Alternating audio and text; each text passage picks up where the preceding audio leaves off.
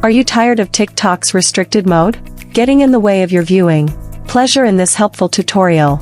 I'll show you how to disable restricted mode on TikTok. So you can watch whatever you want. Just follow the simple steps in the video, and you'll be on your way to an unrestricted TikTok experience. So make sure to watch this video until the very end to learn. To get started, first, open up the TikTok app, and then tap on the profile icon at the bottom right of the screen. Once you are on your TikTok profile, tap on these three lines at the top right corner of the screen, and then tap on Settings and Privacy. So now what you want to do next is tap on Content Preferences. As you can see, the restricted mode is on.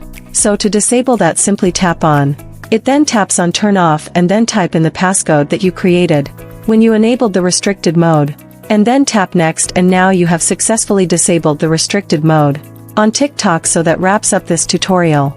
If you have any questions about this whole process, please let me know in the comments section below. If this video helped you out, please give it a big thumbs up and subscribe to this channel for more tutorial videos like this one. Thank you so much for watching and have a good day.